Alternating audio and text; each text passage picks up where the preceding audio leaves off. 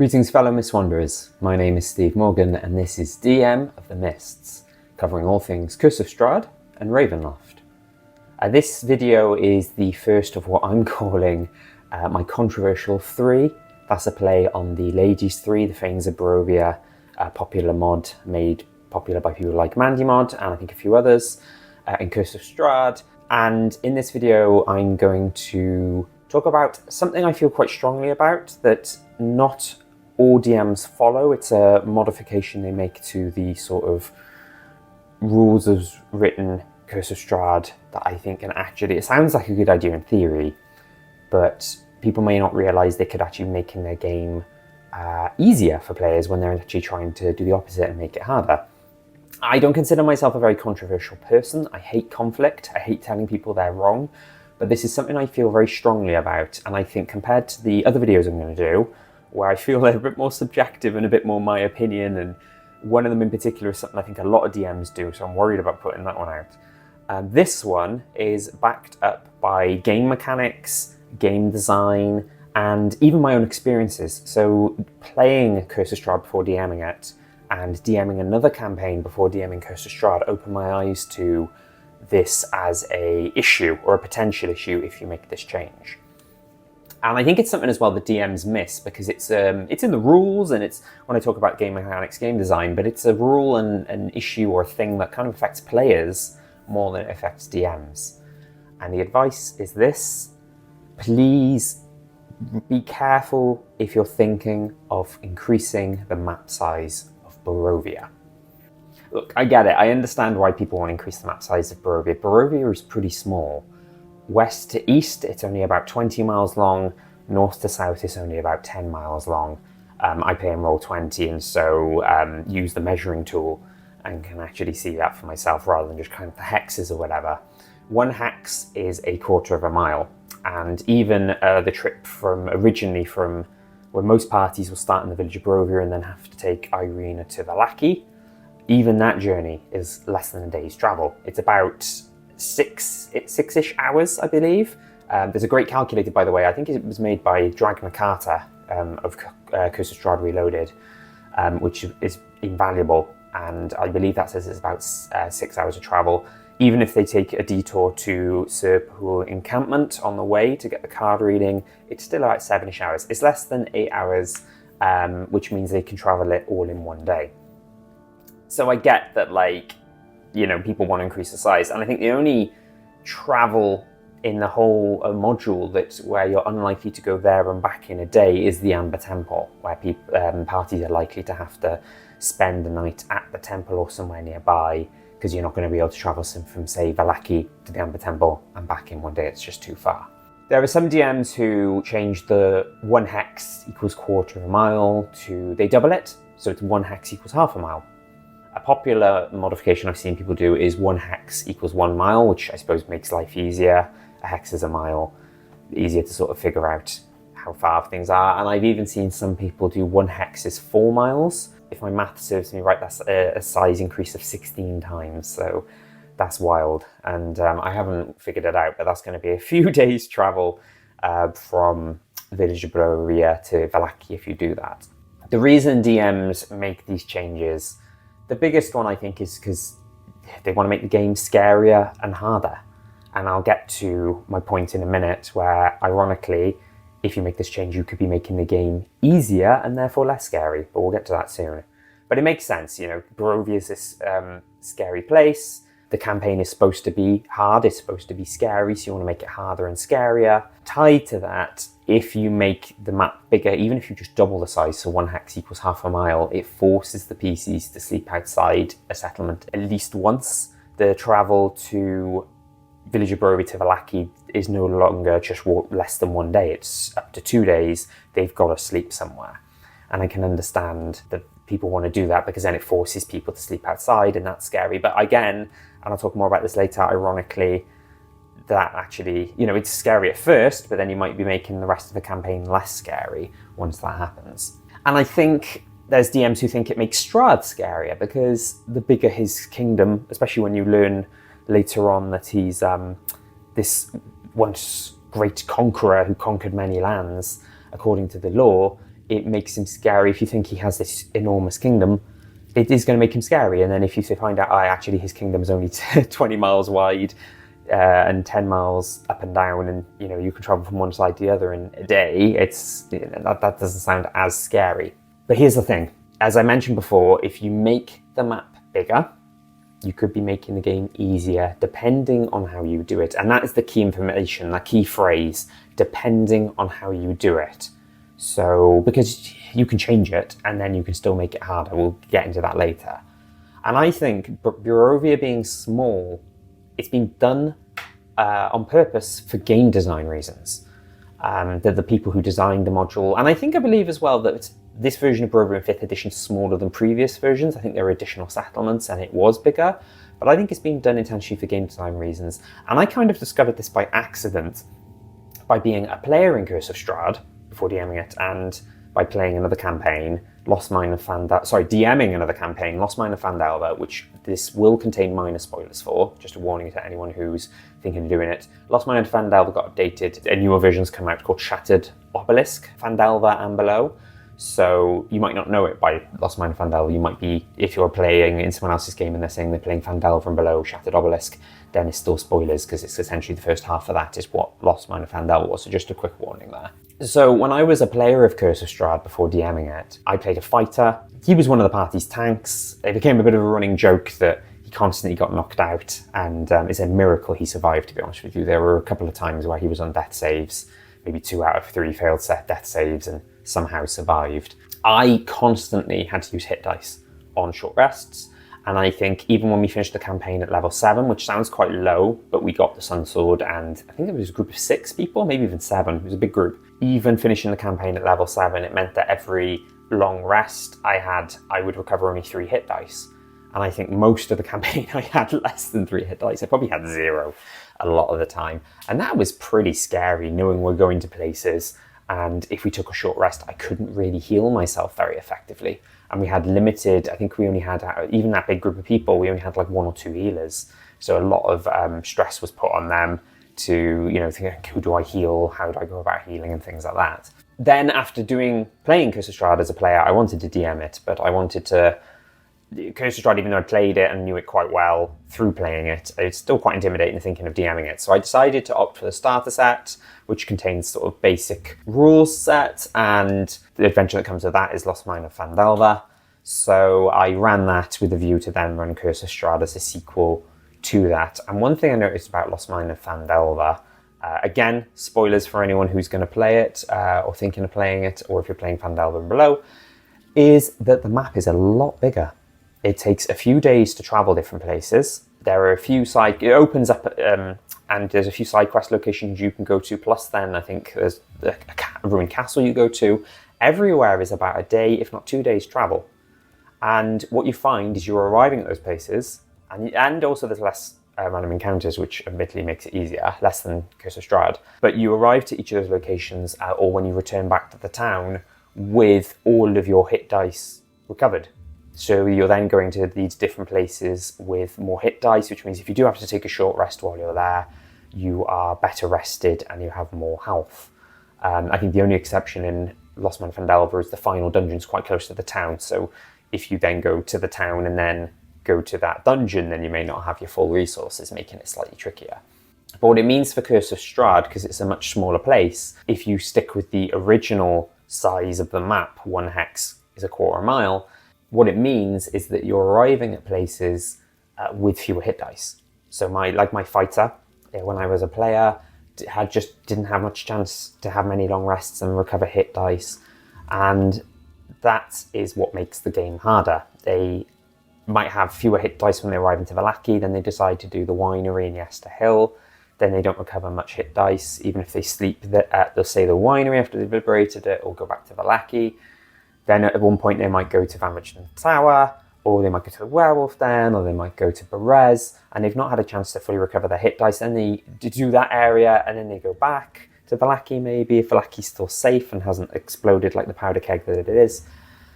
And they're not recovering all their hit dice, and that makes a huge, huge difference. And I can see DMs not realizing that or missing that detail. And like I said, I stumbled upon it by accident. I just happened to come across it. With the whole thing about making Barovia less scary, and wanting them to stay out overnight at places. I get that. Like, when I played it as a player, we never had to stay outside anywhere, but the idea of possibly staying outside somewhere terrified us. And then my players were the same. Ismark Irina warned them, you don't want to be out at night in Barovia, outside of a settlement, and then my players were pretty scared as well. I think a big thing about fear in a horror campaign is not so much experiencing something horrible and surviving it. I think it's the worry of you may experience this at some point, and having that linger, having that thought that at some point you may have to spend the night out is also pretty scary. If they are forced to stay outside overnight because you've made the map bigger, that's going to be scary, no doubt about it. But they will survive, because I mean, hopefully you're not going to consider TPKing them by some wolves at their camp in the middle of the night. If you want to TPK them, use someone like Abba the Saga or the Hags or something like that. Do it in style. But then once they survive, at least one night overnight, your players are going to think, huh, that wasn't so bad. Maybe this place isn't as scary as we thought. Maybe Barovia's not as scary as we thought after all. And you don't want them thinking that. My whole campaign, my players were thinking, oh, right, we definitely want to stay overnight in Barovia. They had no idea how... I mean, if you look at the random encounters table, it's not hugely different at night. You've got things like vampire spawn can attack, and, you know, there can be some harder encounters. But they didn't know that. They didn't know if, like, something really horrible, really powerful would appear in the middle of the night. They were always desperate to make sure they traveled places in the day, didn't get caught outside overnight. I remember one time, I think it was when they were escorting the Burgomaster's wife in Kresk and her entourage to Vallaki to get the wedding dress for the abbot, and they were about, it's only a short journey, I think it's only about 2 hours, but they spent quite a while in Kresk, and they didn't pay attention to the time of day or thought, oh, it's okay. And it got to the point where the last 30 minutes of their journey was the sun had set pretty much. And I changed the music to something a bit scarier, and they were generally like, oh my God, we've got to get to Vallaki, we've got to get to Vallaki now. They were freaking out. So it's, again, like I say, it's that kind of horror sometimes isn't, scariness of horror isn't necessarily forcing them through a horrible situation and let them survive. It's just having that hang over them, the thought that this horrible thing may happen to them. That can be pretty powerful. Of course, like I said earlier, it depends on how you handle this. So if, say, for example, you've already made the map bigger in your game, or you think, screw you, Steve, I'm going to go ahead and do it anyway.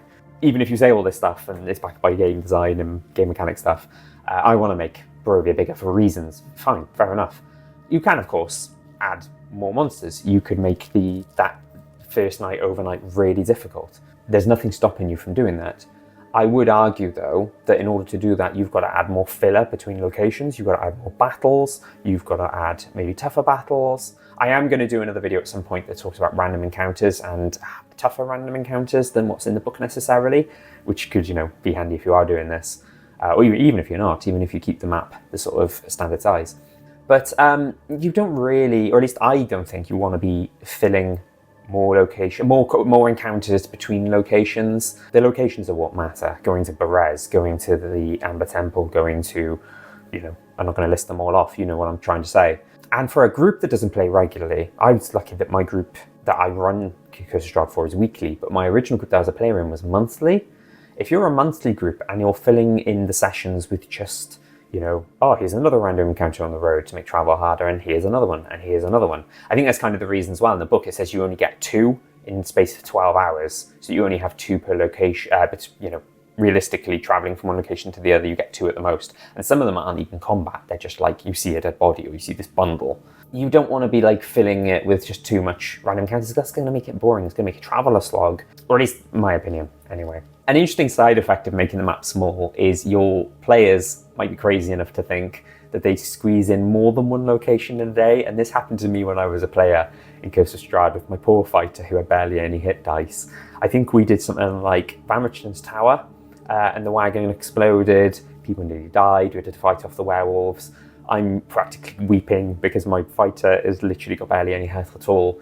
And one of the players says to the DM, what kind of time of day is it for a survival check? Oh, it's in the afternoon. Do you reckon we can fit in Berez? Like, no, please don't fit in Berez, you absolute maniac. But that's the point, is players may think, oh, you know, we can squeeze in extra places, and then that's even more ridiculous, and it makes life harder for them.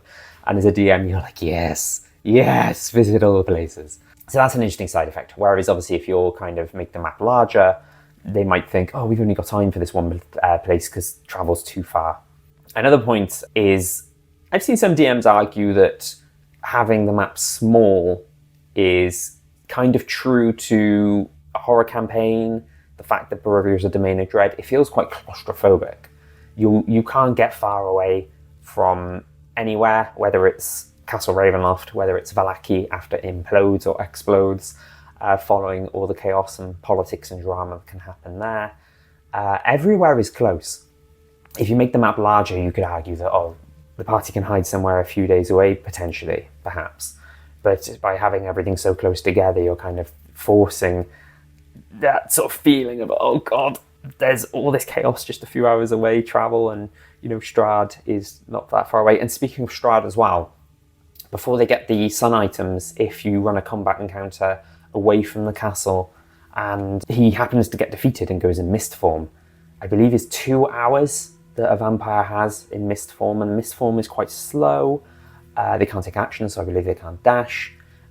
You've got to make sure, I think that's another reason that Barovia is quite small, is that if he gets defeated in most places, he can drift back and make it back to his coffin in time. But if you make the map larger, you're reducing that radius. Now, realistically, one, you probably shouldn't be running Strahd in a way that he could get defeated, because that's quite embarrassing, especially if it's a lower level party. And you definitely don't want to be running him if they've got sunlight items, because they can outright kill him without him turning into mist form or whatever. But that's just another thing to consider as well. The smaller the map, the more that if on the off chance that Strahd is defeated, he can retreat back to his coffin. And you haven't got to just say, whoops, campaign over, early, anything like that. And lastly, and I just think there's a beautiful irony that the once great conqueror Strahd now lords over a teeny tiny kingdom.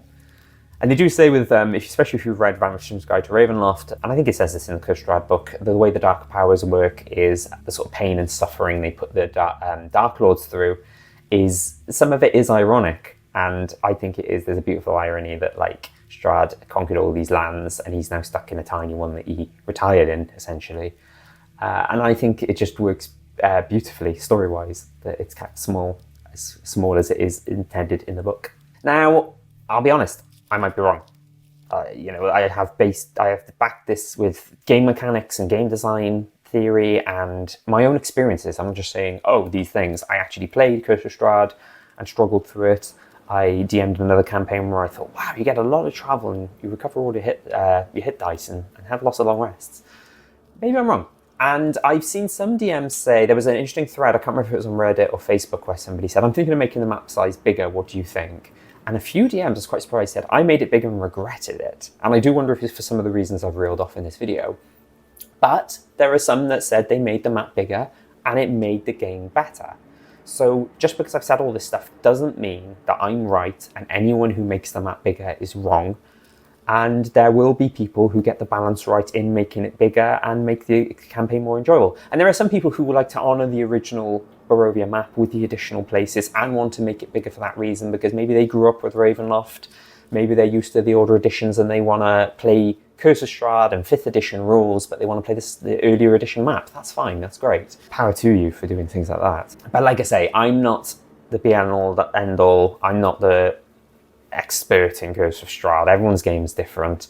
I'd be interested to know if you made the map bigger and you had a good experience and you didn't have some of the issues I've said. Leave a comment and let me know. This video as well, it was originally a post I did on Reddit a few months ago. It might have been a couple of years ago now. Time flies and I lose track. I'll share a link for that. Oh, right for the last minute, my cat wants to join me. Come on, Mel. Here she is. Say hi, Mel. Hello. I completely lost what I was talking about now. Sorry, everyone. Yes, so this was originally a Reddit post. So if you want to read some of what I said or want to come back to it, there's some comments on there as well. Feel free, if you don't want to leave the comment on YouTube, leave the comment on Reddit. I'd be interested to know what other DMs say, what experiences you had. And, you know, I don't necessarily, sorry to labour this point, but just because I think it's not a great idea doesn't mean there's DMs out there who, I can't remember what I'm trying to say, Mel is distracting me. But yeah, we'll leave it there. Like I said, I've got 2 more of these videos in mind, part of my controversial 3, which I'm more nervous about putting out because I think they are more controversial in that I don't know if DMs will necessarily agree with what I'm saying, but we shall see.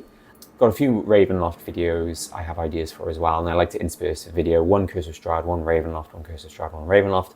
So my second of the controversial 3 will probably be a few videos away, probably a couple of months away. So stay tuned, subscribe, all that jazz, and see you at the next one. Thank you, Mr. Wanderers.